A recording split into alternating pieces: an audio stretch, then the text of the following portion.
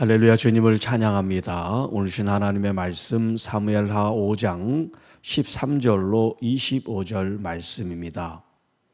하나님께서 앞서 행하시다. 하나님께서 앞서 행하시다라는 제목으로 함께 말씀을 나누겠습니다. 자, 오늘 이 본문에는 두 파트로 나눠져 있는데, 하나는 예루살렘 이제 성의 도읍을 정한 이 다윗 왕이 부인과 첩을 많이 둔 이야기, 그리고 그들로부터 태어난 자녀들의 이름을 이제 기록하고 있고요. 후반부에는 블레셋과 전쟁을 치르고 있는 하나님께서 그들과 함께 하신 승리의 이야기를 다루고 있습니다. 자, 먼저 이제 13절부터 15절에 있는 말씀. 다윗이 헤브론에서 올라온 후에 예루살렘에서 처첩들을 더 두었으므로 아들과 딸들이 또 다윗에게서 태어났다, 이렇게 표현하고 있습니다. 그리고 이제 14, 15절에 그 이름을 쭉 기록하고 있죠. 자, 그 전에도 헤브론에서 이제 부인들을 통해서 자식이 있었는데 6명이 기록되어 있었어요. 그 전에 헤브론에서 6명.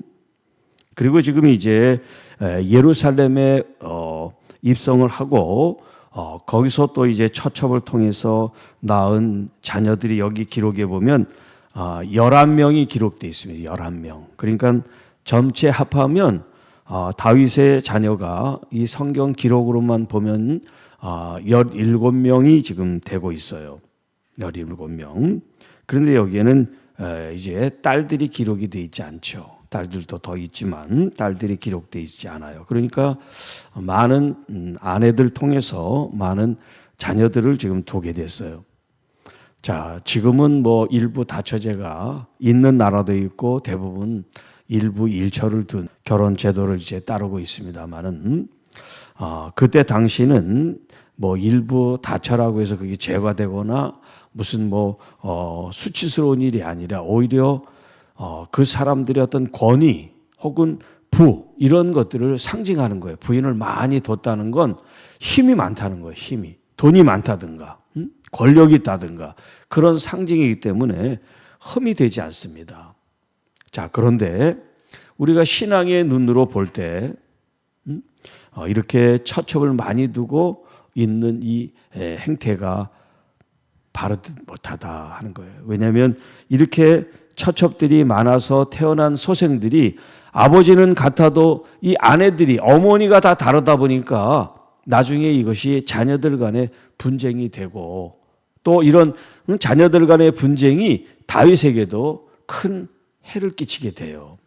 하여튼 이렇게 부인이 많음으로 말미암아 자녀들 때문에 이 다윗의 가문에 어떤 좋은 점보다는 나쁜 점들이 많았다는 거예요. 그리고 더 중요한 것은 뭐냐면, 성경적으로 나쁜 게 하나 있는데 그게 뭐냐면, 그 아들 솔로몬이 이제 왕에 이르렀을 때 이 아버지를 보고 부인을 엄청나게 몇천 명을 뒀어요. 이게 다 정략적인 결혼을 했는데, 문제는 이 정략 결혼을 한 이 부인들이 자신들이 섬기는 우상을 이 이스라엘에 그대로 가지고 와서 솔로몬 때 산당을 짓고 우상 숭배가 성하게 됐다는 거예요. 솔로몬 때. 이 솔로몬이 누구의 영향을 받았어요?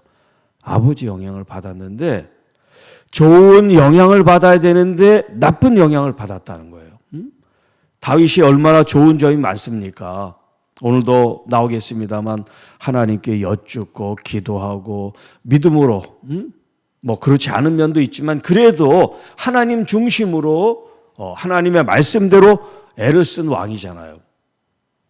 그런데 하나님께서 지혜를 주시고 가장 사랑을 받았다고 하는 솔로몬이 우상 숭배를 이스라엘에 가져다주는 그런 문을 활짝 열어놓는 길을 만들었다는 거. 자, 그러니까 여러분, 자식이 많은 것보다 진짜 바른 자녀 하나라도 우리가 잘 교육하고 양육하는 게 얼마나 중요한 일인가요? 신앙적으로 아무리 세상적으로 뛰어나도 정말 하나님 보실 때 신실한 자녀들이 될 수 있도록 우리가 양육하고 기도하는 여러분들이 되실 수 있기를 축복합니다. 자, 이제 17절부터 25절인데요. 이스라엘이 다윗에게 기름 부어 왕이 됐다는 것을 이제 블레셋 사람들이 듣고 이제 이 이스라엘에 쳐들어왔어요. 그래서 다윗이 이제 그들을 대적하기 위해서 가는데 먼저 하나님께 기도합니다. 19절. 다윗이 여호와께 여쭈어 이르되 내가 블레셋 사람에게로 올라가리이까 여호와께서 그들을 내 손에 넘기시겠나이까. 아니 저기 쳐들어왔으면 당연히 지금 내 집에 도둑이 들어왔는데 도둑을 물리칠까요 말까요? 그렇게 기도하는 게 좀 이상하죠. 빨리 가서 물리치든지 어떻게 해야지. 당연하잖아요. 그런데 그 당연함을 지금 이렇게 다윗이 기도하는 건 뭐냐면 하나님 도와주세요. 그런 의미가 있는 거예요. 하나님 지금 위기가 찾아왔습니다. 하나님 도와주세요. 우리 가정에 위기가 찾아왔습니다. 도와주세요. 우리 교회에 어려운 일이 있습니다. 도와주세요. 이 나라가 지금 위태롭습니다. 도와주세요. 지금 그런 기도를 드리고 있는 거예요. 하나님, 블레셋 사람들에게 올라가리이까. 하나님께서 이 블레셋을 우리 손에 넘기시겠습니까? 자, 여호와께서 다윗에게 말씀하십니다. 올라가라. 내가 반드시 블레셋 사람을 내 손에 넘기리라. 자, 지금 아직 전쟁은 치르지 않았지만 전쟁하기 지금 일보 직전이에요. 그런데 그 마지막 블레셋과의 전투는 언제 있었냐면 길보아 전투라고 사울이 왕이 됐을 때 전쟁을 치렀어요. 그런데 이스라엘이 대패를 했어요. 많은 사람들이 죽고요. 많은 물건들이 빼앗기고 여자들은 놀이개로 노예로 끌려가기도 하고 이런 많은 일들이 있었단 말이에요. 여기에 대해서 하나님이 이제 블레셋을 다윗 손에 넘깁니다. 자, 언제는 블레셋이 이겨요. 언제는 이스라엘이 이깁니다. 똑같은 하나님이 계신데 왜 언제는 승리하고 언제는 패할까요? 하나님을 의지하지 않았을 때 그들이 실패하고요. 하나님께 마음을 온전히 드리지 않을 때 패배하고요. 하나님을 존중하지 않고 하나님의 말씀에 순종하지 않을 때 멸망을 당했어요. 똑같은 하나님이세요. 똑같은 이스라엘이에요. 그런데 누가 다르냐면 왕이 달라요. 지도자가 달라요. 리더가 달라요. 그런데 다윗은 그에게도 허물이 많지만 그럼에도 불구하고 항상 전쟁이나 큰일이 있을 때 하나님께 기도하면서 출전을 합니다. 그러니까 하나님이 도와주시는 거예요. 왜냐하면 기도를 통해서 약속을 받았으니까 그 약속에 따라 이 다윗은 순종한단 말이에요. 자, 그래서 첫 번째 이제 전투가 있는데요. 20절에 보면 다윗이 바알 브라임에 이르러 거기서 그들을 치고 다윗이 말하되 여호와께서 물을 흩음같이 내 앞에서 내 대적을 흩으셨다 하므로 그곳 이름을 바알 브라임이라고 불렀다. 그랬는데 여기 바알 브라임이라고 하는 이 지역에 이르러라고 했는데 사실 바알 브라임은 어떤 지역이 아직 없었어요. 그냥 전투에서 승리해서 이름을 붙인 곳이니까 그 전에는 이름이 없었어요. 어디냐면 르바임 골짜기에 르바임 골짜기에서 지금 이런 일이 일어나는데 이 르바임 골짜기는 이 예루살렘 주변이 다 골짜기로 돼 있다 그랬잖아요. 그리고 그 예루살렘은 산성처럼 높이 돼 있다 그랬죠. 자, 이렇게 르바임 골짜기 이곳에서 하나님께서 그들을 크게 승리하게 해주셔서 다윗이 이름을 붙인 거예요. 그 하나님의 승리를 기념하기 위해서 뭐라고 붙였냐면 바알 브라임이라고 이름을 붙였어요. 바알 브라임. 브라임이라는 뜻은 뭐냐면 이게 흐트러 놨다. 모여있고 집중된 걸 흐트러 놓는다. 이런 뜻이에요. 그리고 바알이라고 하는 것은 주라는 뜻이에요. 주님이라 할 때 주라는 뜻이에요. 바알. 그래서 바알 브라임이라고 그랬는데 이 바알이라는 것이 우상의 이름하고 똑같아요. 그러니까 이스라엘 사람들은 바알이라는 이름을 좋아하지 않아. 근데 아직 이때는 바알 신이 아직 이렇게 성하기 전이란 말이에요. 왜냐하면 솔로몬 이후에 바알이 들어오고 아세라가 들어오고 여러 가지 신들이 들어왔기 때문에 아직 이스라엘 백성들에게 바알이 이게 우상신이라는 개념이 없으니까 다윗이 바알 브라임이라고 하는 말을 썼는데 이제 알고 보니까 바알이 이방 신의 이름이 하나님이 싫어하시는, 그러니까 이스라엘 사람들은 이제 바알을 쓰질 않죠. 그러니까 이건 그 전에 다윗이 이제 쓴 이름이라는 정도 여러분이 아시면 돼요. 그러니까 남편도 바알이라고 불렀어요. 주라는 주, 남편, 이게 바알이에요. 그리고 또 바알이라는 그 이름이 이방 신도 된단 말이에요. 네. 자, 이렇게 하나님이 흩으셔서 그들이 얼마나 정신이 없었는지 그들이 우상을 가지고 전투에 임했어요. 옛날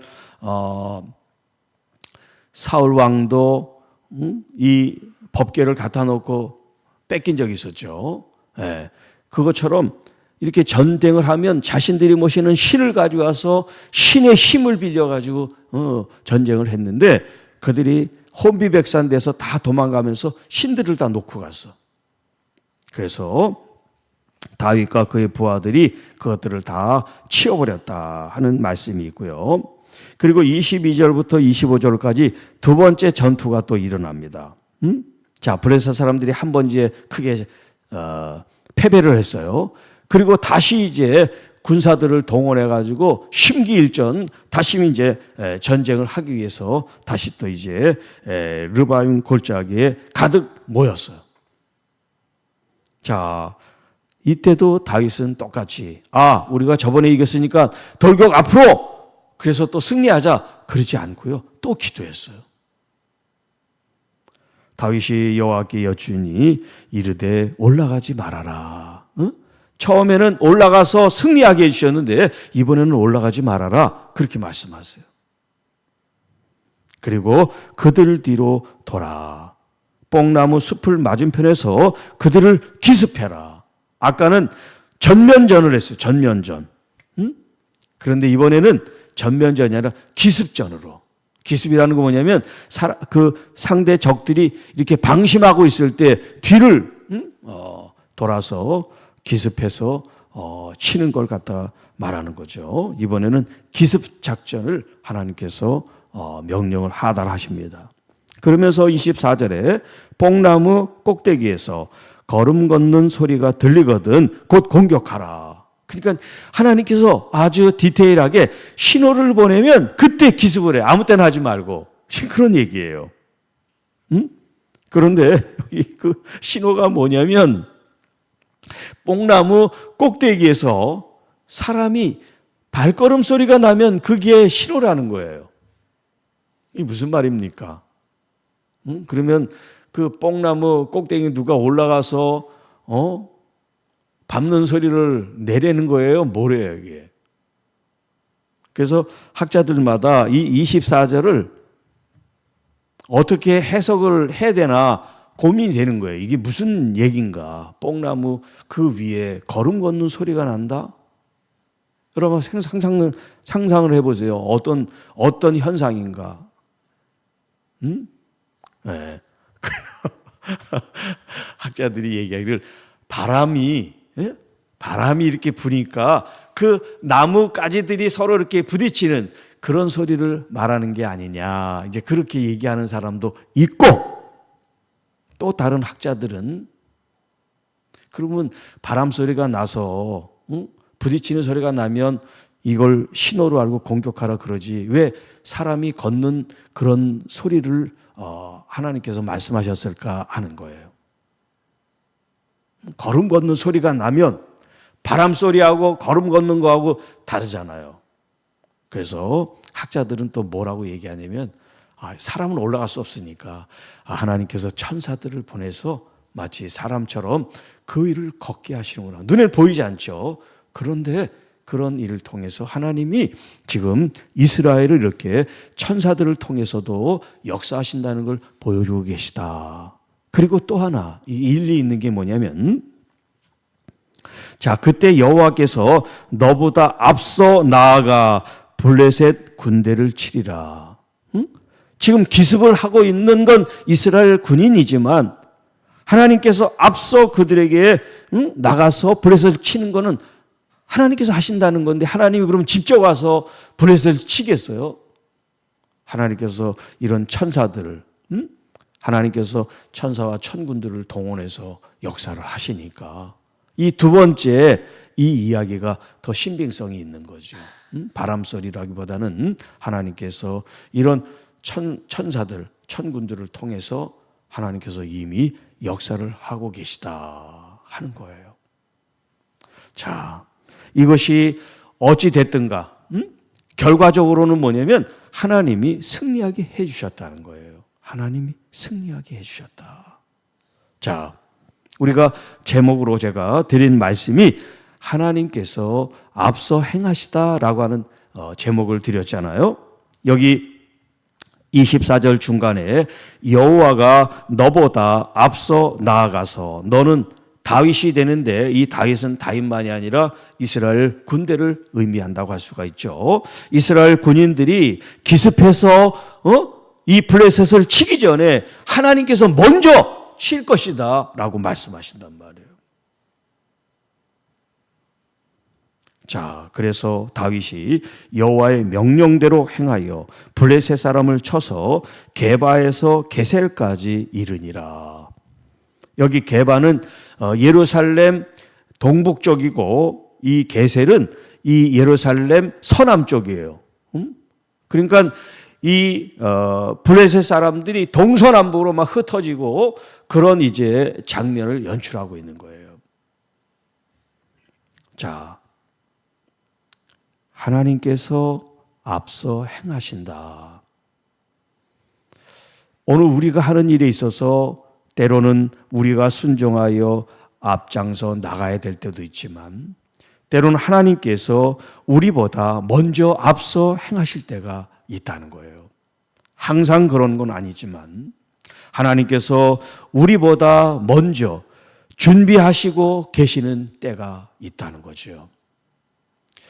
마치 요나가 하나님의 명령을 따르지 않고 멀리 다시스로 갔을 때 하나님은 그로 하여금 이제 물에 빠지도록 만들었어요. 자, 그런데 하나님께서 뭐를 준비하셨어요? 큰 물고기를 준비하셨단 말이에요. 요나는 빠져 죽는 줄 알았어요. 그런데 큰 물고기가 입을 벌리고 있는 거예요. 그리고 3일 동안 이 물고기 뱃속에 요나가 있었어요. 난 죽었구나 생각했는데 깜깜하기만 하지 아직도 숨이 붙어있단 말이죠. 그러고서 3일 후에 무트로 나와서 다시 이제 사명을 감당하는 것처럼 우리가 알지 못하지만 하나님은 준비하고 예비하고 기다리고 계셔서 하나님의 거룩한 뜻이 교회와 성도들 통해서 이루어지게 하시는 하나님이시라는 거죠. 그러니까 여러분 기도하세요. 하나님, 우리가 미처 준비하지 못하는 것도 하나님 준비하셔서 하나님이 거룩하게 영광과 존귀를 받을 수 있도록 교회와 성도들을 주님 마음껏 사용해 주십시오. 다윗만 위대한 사람이라서 하나님이 도와주신 게 아니에요. 다윗이 잘나서 하나님이 도와주신 게 아니에요. 하나님께 겸손하게 묻고 기도하고 낮아지기 때문에 하나님이 그를 도와주신 거예요. 그러니까 다윗처럼 되려고 그러는 것이 아니라 여러분이 여러분 자체로서 여러분으로서 스스로 겸손과 온유한 마음을 가지고 하나님이 아니면 아무것도 할 수 없습니다. 하나님이 도와주셔야 됩니다. 하는 그런 마음으로 주님께 엎드려 기도하면 하나님은 여러분에게 응답해 주시는 거예요. 하나님이 도와주시는 거예요. 그런 하나님의 도움을 구하는 여러분들이 되시기를 주님의 이름으로 축복합니다. 기도하겠습니다. 하나님 아버지 감사합니다. 우리보다 앞서 행하심으로 우리의 궁지, 곤란, 염려, 근심, 환난, 고통, 질병으로부터 우리 주님의 건지심과 구원하심과 해방하심을 우리가 경험하고 누릴 수 있도록 하나님의 교회와 성도들을 지켜 보호하시는 우리 주님을 찬양하며 감사와 영광을 돌립니다. 작은 일이든 큰 일이든 위험한 일이든 급한 일이든 주님의 뜻을 묻고 행하는 우리 모든 주의 자녀들이 되게 하옵시고 특별히 교회적으로 기도함으로 하나님께서 우리 교회를 하나님의 거룩한 뜻으로 통치하고 이끄시는 교회가 되게 하옵소서. 우리의 가정, 우리의 자녀들도 이 세상에서 하나님의 뜻을 분별하여 살고 또 하나님이신 능력과 은혜로 살고 그래서 하나님께서 주신 은혜로 우리가 번성하고 부유해지고 은혜 가운데 행복한 삶을 누릴 수 있도록 복되게 하옵소서. 오늘 하루도 거룩한 날, 예비한 날 준비하게 하시고 우리 모두가 주의 날을 아름답게 거룩하게 온전히 주님의 주의를 지키는 우리 모든 성도들이 되게 하옵소서. 이 모든 말씀 우리를 구원해 주신 우리 구주 예수님의 이름으로 간절히 기도하옵나이다. 아멘.